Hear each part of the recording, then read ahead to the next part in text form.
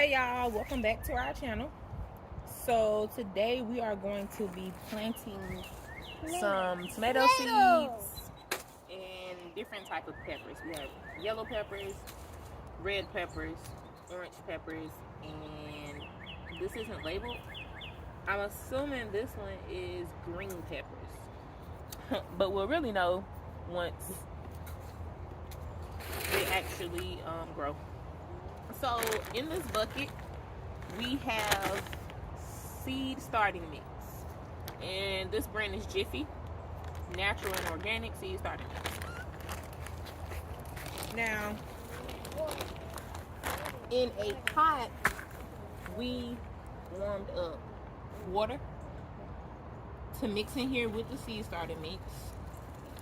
The reason why we do this is because when the soil or the mix, seed starting mix, is sitting on the shelves in the bags, it could possibly create like egg nests from different insects, like different insects creating little baby eggs within our soil. Obviously we don't want that, because if so, it could affect our seeds. And so as you can tell, it was lighter, but when we added the water in the mixture, the hot water, it turned darker, indicating that it's obviously wet soil. So I'm just mixing it around. You don't want it to be soaked, but you want it to be damp, a little damp. And this is also good too, because once you put your seeds in, you don't have to water them. You're watering them now by watering the soil. Okay? And so after you boil your water, make sure you do allow it to sit until it gets, I guess, right before warm, or slightly more like right at warm, because you still want it to be hot to kill off anything that tried to grow in here. Okay? So now, ready to put this.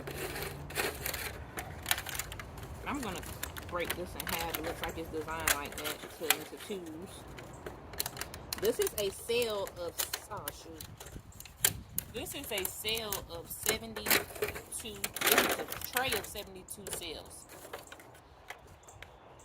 So we're gonna literally fill it up with soil, and then put one seed in each cell. Now, last year I believe we put 2 seeds per cell, but they were bigger than this, and based on the germination rate of last year, meaning how many seeds actually turned out to be good plants, I think that they're going to do good again this year. So we're literally going to do one seed for each cell. And I know you're like, 72 plants. If you garden, you know that it's always good to overseed so that you won't be left with bad plants, mostly bad plants, and then you don't have the amount of plants that you wish you had, whatever the case is. And then you might have to start over, and then depending on how long it took you to get to the point that you're at, because last year we had a lot of tomato plants. In the beginning, I think it was like 60. Then it withered down to like 40. And then by the end, I mean, we only had like 20 something plants. So that just gives you an idea. And it was mainly because of us acclimating them to the sun. Meaning, we started them under light, inside, indoors. And so when you're acclimating, meaning getting the plants used to the sunlight versus the artificial light, you have to do it in like increments. And so I thought I did pretty good, and majority of them turned out good. But as time went on, some of them did die. So yes, I'm just filling the holes up, pushing them down as much as possible. That's pretty much what I'm doing. And then I'm going to leave a little bit of room on the top to put the seed in each cell, and then I'll come back over with soil. So yeah.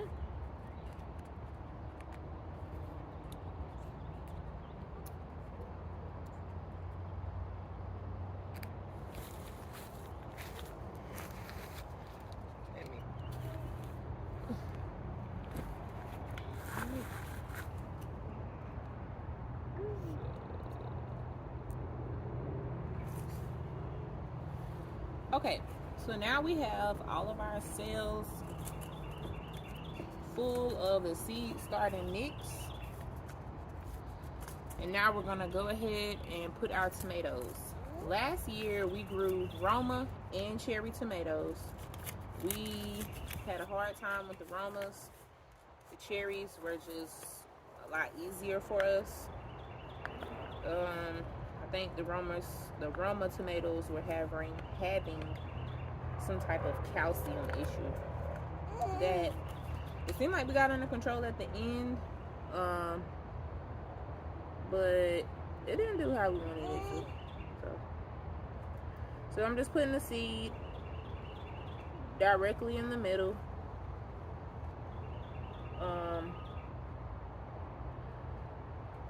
And I'm just doing one at a time because the majority of them will come up. I actually might do two because they're so small. I think I'm gonna just do one. I'm gonna do one per cell still. See how it works out. Hopefully it does. I think it will. It's so small. I'm like, is something gonna come up or not?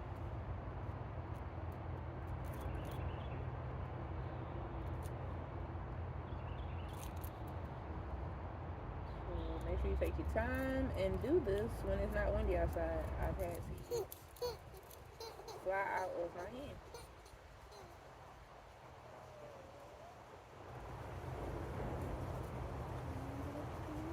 It is a little windy, but hopefully it doesn't stay too bad. Like too hard. Too hard. Hard.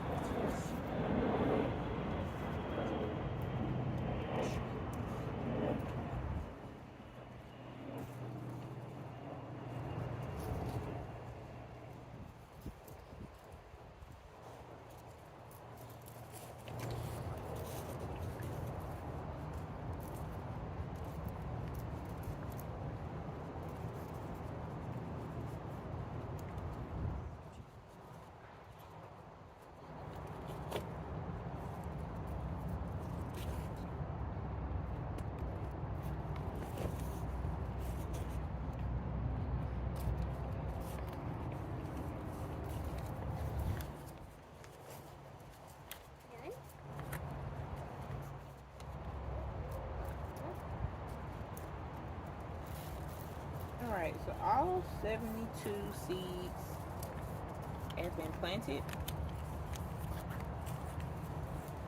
And then now I'm just gonna go over the top with some soil to cover them up.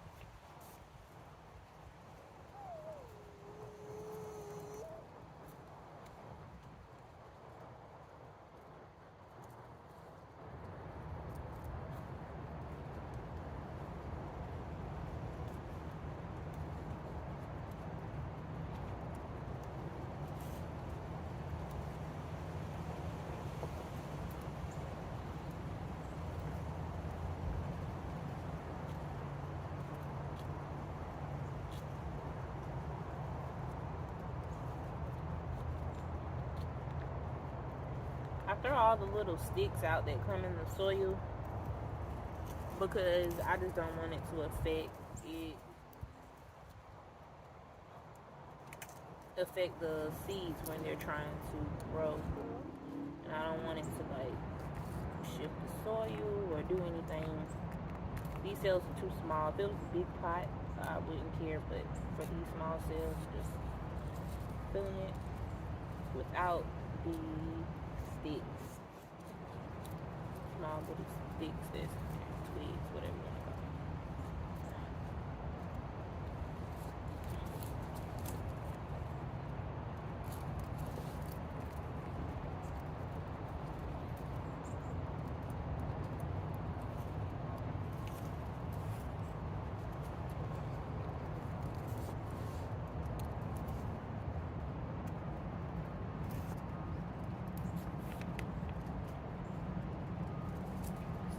And you don't have to be all particular like me when it comes to trying to keep the soil in the cell. I mean, that's just what I do. It makes it look more neat to me, and I don't know why I do it. I just do it. And again, make sure you're pushing that soil down.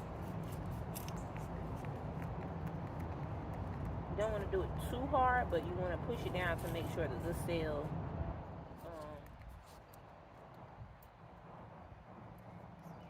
has a good amount of soil in it for the seed to actually grow in it until we transplant it to something bigger.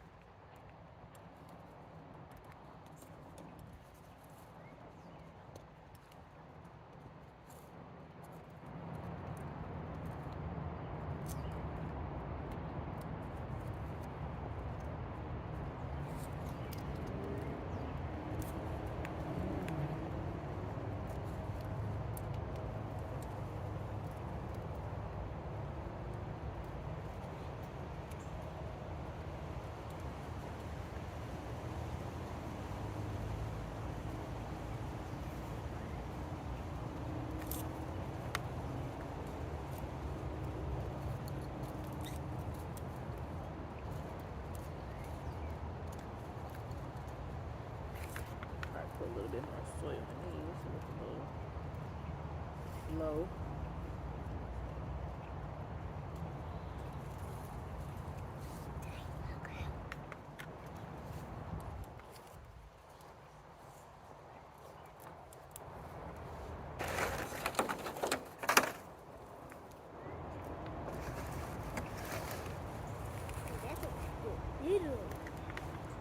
Look at the other side.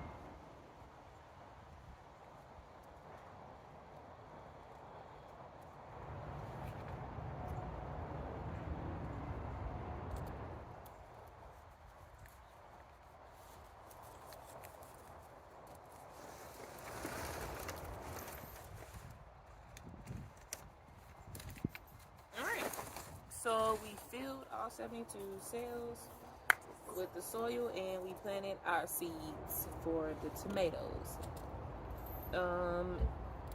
It does look like it's about to rain, so we're gonna hold off on the peppers, possibly until tomorrow. And so I just want to let y'all know that last year when we did our peppers, we actually started them indoors under a light, like I said. And this year we wanted to try to see if we can do it outside. So I bought this from Walmart, and so this is what we're gonna use to put over it, to kind of protect it from basically raining. And it'll be easier for me to transplant in and outdoors. Yeah, it'll be easier for me to transplant. Let me try to switch.